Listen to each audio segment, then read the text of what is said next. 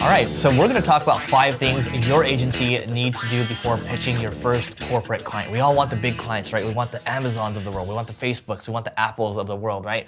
Whoever you want as a corporate client, they're corporations for reasons because they've done really well and they've become really big, right? So we all aspire to work with the big clients. So how do you do that? Well, I'll keep it really simple for you.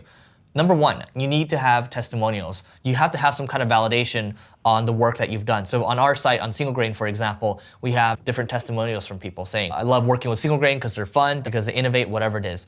People like to be able to see that. Now, the second thing that you need, you have the testimonials first, but then you also have to have case studies too. So you go a little more in depth with the case studies. Case studies will talk about, hey, here's the problem, here's the solution, and here what the results were. People can see how you think about things, what kind of challenges you solved, and what kind of results that you bring to the table. And are these the kind of results that they want to see? Now, number 3, this seems like a very duh statement, but you gotta have some kind of validation, whether it's, if you're on the, most businesses are on the web nowadays, you gotta have a website, right? If you don't have a website, maybe you're an offline business, maybe you have to have some kind of things that should demonstrate professionalism. So it could be brochures, for example. It could be like a magazine, whatever it is exactly that, whatever business that you're in, you have to make sure that you have that kind of validation that you're a real business. When I was kind of starting off freelancing and I used my Gmail account, people were like, are you legit? Like, what's your website? No website first, and then second, I was emailing them from a Gmail account. 2 things, right? So that shows immediately people's spidey senses kind of kick off and they're like, well, I'm not really sure if this person's legit. So it seems like a duh statement, but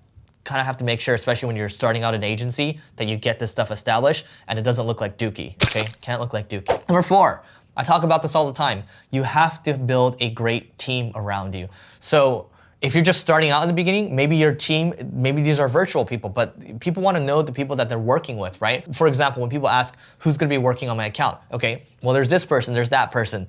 This person has managed $20 million in spend. This person has managed a couple $100,000. This person has worked with your kind of business before. They want to have that kind of validation, that kind of confidence that they can trust you to do the work that is required. The 5th thing is a well-designed deck. If you're gonna be pitching people in the beginning, set something up maybe using Canva, for example, right? Or if you wanna build in your proposal and your presentation in together in the same one, we use something called Quiller. And we have a well-designed deck that way. We have our branding assets in there. So when you have that, again, these 3 things are demonstrating professionalism, right? You have your website, you have an email address, and you have your deck.